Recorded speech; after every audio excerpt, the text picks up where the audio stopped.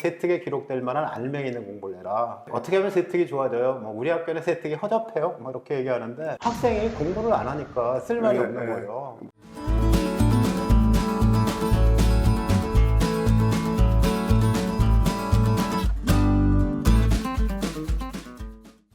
네, 안녕하세요. 신노을입니다. 안녕하세요. 김동섭입니다. 반갑습니다.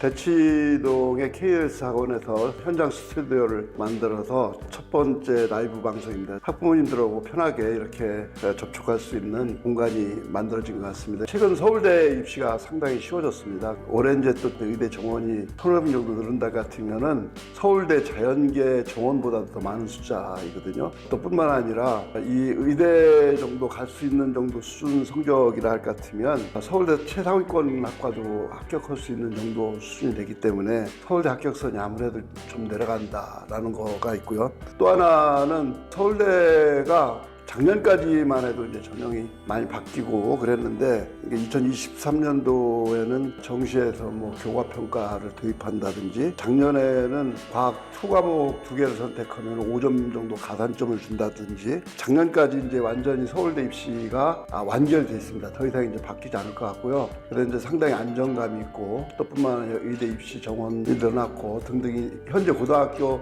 3학년, 2학년, 1학년, 중학교 학생들까지도 서울대가 요구하는 사항만 잘 준수를 한다면은 서울대 들어가기가 진짜 서울대 입시 역사상 가장 쉬워졌다 평가하고 있거든요. 그래서 그 문제에 대해서 서울대에서 3년간 입학사정관을 하시면서 내부에서 실제로 학생을 뽑던 경험이 있기 때문에 자세하고 또 정확한 정보를 갖다가 여러분께 말씀을 드릴 수 있을 것으로 생각하고요. 중간중간에 제가 질문도 하고 그러도록 하겠습니다.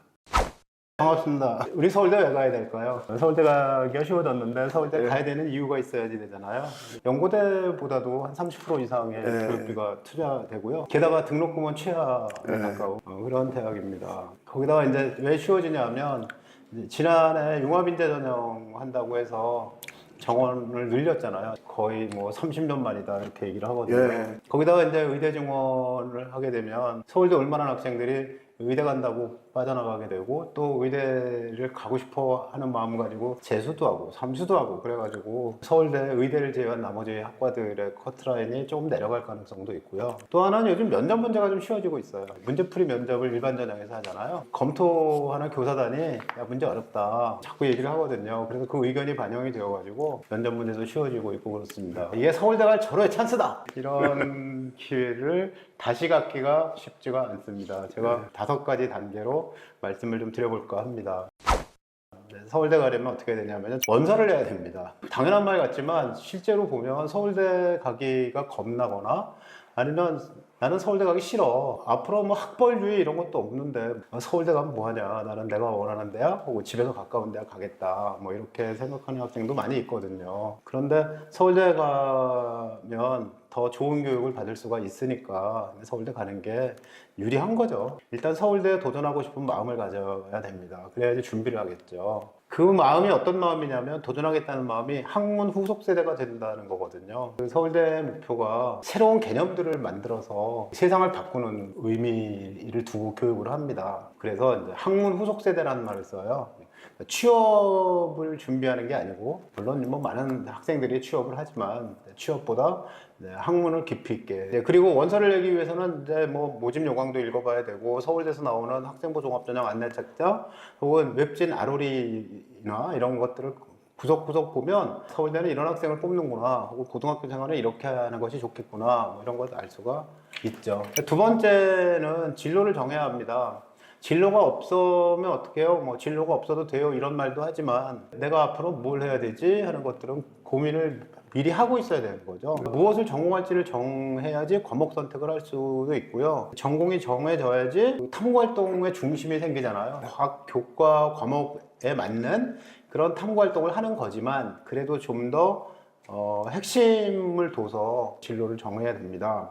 자율전공은 뭐 진로 없어도 되는 거 아니에요? 그렇게 얘기하지만 서울대학교에서 얘기하는 자율전공은 한 가지 전공으로 공부하기가 벅찬 2개 이상의 그 전공과를 같이 겸해서 공부하고 네. 싶은 학생들, 이런 학생들이 이제 많이 입학을 하게 된다고 그렇게 말하거든요. 앞으로 무전공으로 뽑는다고 얘기하잖아요. 무전공도 역시 마찬가지로 그 학부 단위의 전공 범위는 나 공대 갈 거야, 난 농생대 갈 거야, 뭐 이런 정도는 정해두고 공부를 해야지 공부의 핵심이 생깁니다. 진학할 과를 마음에 염두에 둬야 되는 거죠. 근데 유행을 타는 것과는 좀 다른 의미가 있어요. 서울대학교에 산림자원학과가 있습니다. 산림에 대해서 관심이 있어 그럼 가잖아요. 근데 뭐 농생대 산림자원학과 가면 야, 너희 성적 때문에 갈 수 없이 거기 간 거 아니야? 뭐 이런 시각을 가질 수도 있는데, 근데 그 학과에 다니고 있는 학생들은 자부심도 엄청 세고요. 서울대는 어떤 과든지 뭐 의미가 있다. 다니는데 의미가 있고 앞으로 그쪽의 학문 세계에서 그 가장 뛰어난 베스트가 될 수 있다, 이런 생각을 갖고 다닐 수가 있습니다. 세 번째는 이제 진로까지 선택했으니까 그 다음 과목 선택을 해야 되죠. 근데 과목 선택의 유의점이 핵심뿐만 아니라 권장 과목까지도 다 선택을 하는 것이 학생의 입시에 도움이 됩니다. 그 진로 선택 과목과 일반 선택 과목이 있잖아요, 현재 고등학생은. 근데 일반 선택 과목이 훨씬 더 개념과 원리를 배우는데 적합한 그런 과목들이에요. 근데 진로 선택 과목이 성취 평가를 해서 상대 평가 등급이 안 나오니까 좀 부담이 이렇게 말을 하지만 모라생지 2의 경우를 제외한 나머지 과목들은 일반 선택 과목을 더 많이 이수를 해야 되는 거죠. 그리고 그 탐구에 해당되는 과목이 있어요. 수학과제 탐구, 사회문제 탐구, 융합과학 탐구, 과학과제 탐구, 사회과제 연구, 이런 보통교과와 전문교과에 이런 탐구 독수리 형제가 있거든요. 근데 이 과목은 개념 원리가 없는 과목들이에요. 그러니까 이게 다 진로 선택 과목인데 이 5개의 탐구를 다 하면 야, 탐구 왕이야 그럴 것 같지만 되게 대학은 진짜 안 뽑습니다. 뭐 배운 게 있어야죠. 콘텐츠가 없다는 거예요, 이거는. 기아가 왜 뭐 진로 선택에 들어가 있고 미적분이 왜 일반 선택에 들어가 있느냐?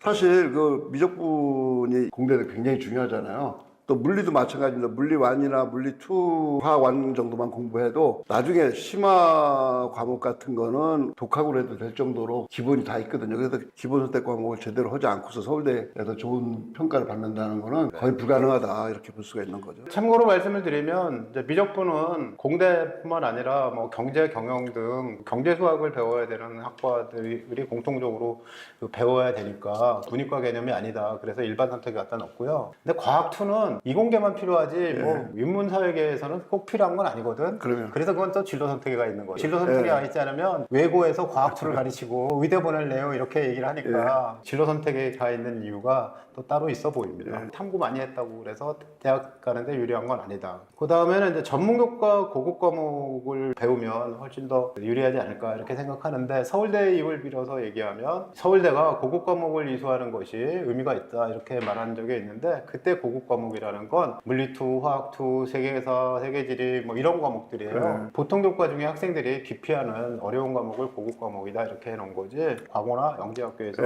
배우는 과목은 아닌 거죠. 공동교육과정에서 고급 과목을 이수했어요 이렇게 말을 하면 공동교육과정은 학교에서 개설하고 있는 과목을 못하니까 뭐 고급 과목이나 실험 과목 이런 것들로 이름을 내걸고 가르치기도 하는데, 그건 뭐 관심 있어서 배웠구나 뭐 이런 정도로 평가하니까 꼭 들어야 되는 건 아니다, 부담 갖지 마라. 또 한 가지는 과목 선택할 때 경제과는 경제를 해야 되고 지리과는 지리를 해야 되냐, 지리교육과에서 지리 해야 된다고 하는 그 권장 과목을 없앴어요. 꼭 그러진 않아도 됩니다. 여건에 따라서 하면 좋은데 학생이 꼭 해야 되는 과목들로 채우다 보면 못할 수도 있거든요. 꼭 부담 갖지 않아도 된다는 거고요. 과학 중점 학교 있잖아요. 과학 1, 2, 8과목 다 하는 학교는 유리하냐? 잘해야 유리합니다. 할 바에야 잘해라. 이렇게 얘기할 수 있고, 이게 수시에서 미적하고 과탐 중심으로 공부했는데 인문사회 지원하는 학생들이 있어요. 그러니까 이 학생의 경우에 인문사회 지원에도 불리하지 않냐 이렇게 물어보는데, 평소에 인문사회 쪽에 관심을 가지고 있었다는 것이 학생부에 드러난다면 인문사회 동아리를 했어요 라든가 아니면 인문사회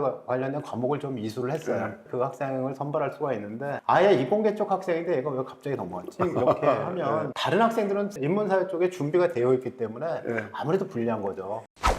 네 번째는 세특에 기록될 만한 알맹이 있는 공부를 해라. 어떻게 하면 세특이 좋아져요? 뭐 우리 학교는 세특이 허접해요? 뭐 이렇게 얘기하는데 학생이 공부를 안 하니까 쓸 말이 없는 거예요. 세특이라는 게 뭐냐면 그 학생이 받은 원점수 평균 표준 편차 수강자 수가 있는데 그 정량 숫자가 도대체 무슨 의미일까? 얘는 뭘 배웠을까 하는 것들을 알려주는 거거든요. 그래서 일단 개념과 원리, 교과 지식을 확실히 학습을 하는데 그게 학습을 분명히 했다는 걸 알려주는 게 하나는 점수가 좋다고요. 하나는 친구들에게 설명했다, 앞에 나서 발표했다, 뭐 이런 것들이거든요. 알아야지 남을 가르칠 수 있는 거고 가르침을 통해서 공부가 된다 이렇게 말을 하는데 이 공부가 된다는 얘기가 뭐냐면 자기가 가르쳐 보니까 분명하게 빈틈없이 개념을 알게 됐다 그런 거죠. 그 다음 단계가 탐구의 단계로 간다는 것은 알고 계실 겁니다. 그래서 공부하고 싶은 마음이 보여지게 탐구를 하는 것이 중요하다.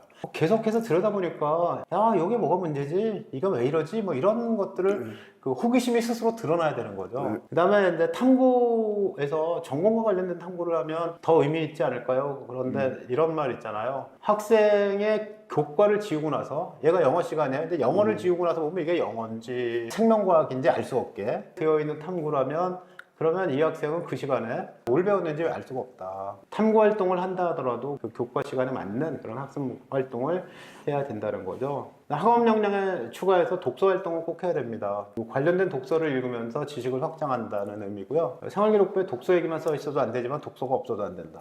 독서 얘기만 써 있으면 평가할 게 없고 독서가 없으면 좋은 성적을 줄 수가 없다. 그 다음 발표를 해야 되죠. 발표 잘하는 학생이 지금 현대의 학생상입니다. 예전에는 묵묵히 칸막이를 세워놓고 문제를 풀어서 수능을 잘 보는 학생이 우수한 학생상이었던 적도 있었는데 근데 지금은 프레젠테이션을 잘하는 학생, 토론을 잘하는 학생이 우수한 학생입니다. 전공 분야에 대한 관심은 어느 만큼 가져야 됩니다. 개인의 학습활동 수준에 따라서 세팅이 달라지니까 학습활동한 것을 보면 아, 이 학생은 깊이 있게 공부했구나 아니면 피상적으로 했구나 하는 것들이 보여요. 뭔가 잔뜩 써있기는 한데 그냥 교과서 학습활동 수준의 것이라서 이건 아무나 하는 거예요. 뭐 그렇게 평가가 되면 아무것도 아니겠죠? 입학사정관은요 그 지원하는 학생들의 수준이 거의 비슷합니다. 예컨대 서울대라면 어떤 과든지 그래도 반에서 1, 2등 하는 학생이 지원을 하잖아요. 그래서 이 학생이 어떻게 공부했는지 하는 것들이 보여요. 반에서 1등하고 전국권인 학생인데 학습한 내용을 보니까 세특에 보니까 내용이 개념 원리에서 별로 벗어나지 않았다. 그렇게 되면 아 이건 서울대 수준은 아닌 것 같다 이렇게 생각하고 서울대 수준이 아니면 대개 연고대 수준도 아닙니다. 같이 낸다고 봐야 되겠죠. 서울대만 내는 학생은 아주 소수고요. 대개 서울대 내고 연고대 내고 의대 좀 내고 뭐 그렇게 낼 테니까 학습의 수준이 올라가고 깊이 있어야 되는데 거기까지 오는 학생은 많지 않거든요. 마지막으로 점수는 별로 안 높은데 세특만 하려는 학생이 있어요.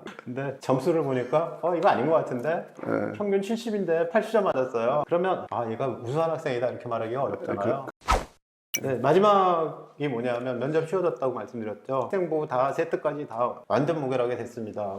그 다음에 남는 게 면접이거든요. 근데 면접 잘 보면은 그 역전할 수 있나요? 역전합니다. 왜냐하면 상당히 많은 학생들은 그 1배수 이내와 1배수 밖의 앞부분에 걸쳐 있어요. 그래서 면접을 잘 보면 합격할 수 있습니다.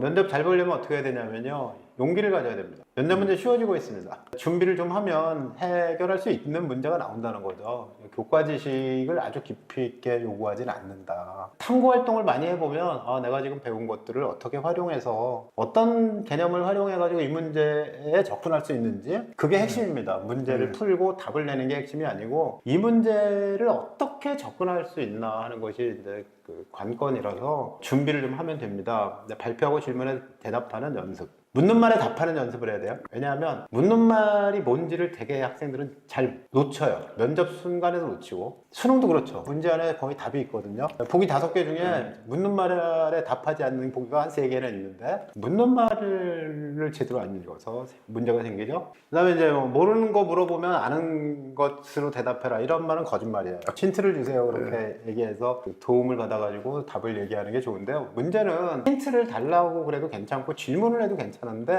문제는 어딨냐면 묻는 말에 답을 해야 됩니다. 그 다음에 이제 말하는 연습을 해야 되는데 토론 동아리를 하는 게 좋습니다. 왜냐하면 들으면서 생각하고 내 말을 준비해서 자기 차례에 왔을 때 말하는 게 훈련이 안 되면 절대로 안 돼요. 책을 읽으면서 다른 사람의 강연을 들을 때 둘 중에 하나만 선택적으로 되지 두 개가 동시에 안 되는 것 같거든요. 우리 뇌가 언어를 처리하는 방식이 한 번에 한 가지만 처리합니다.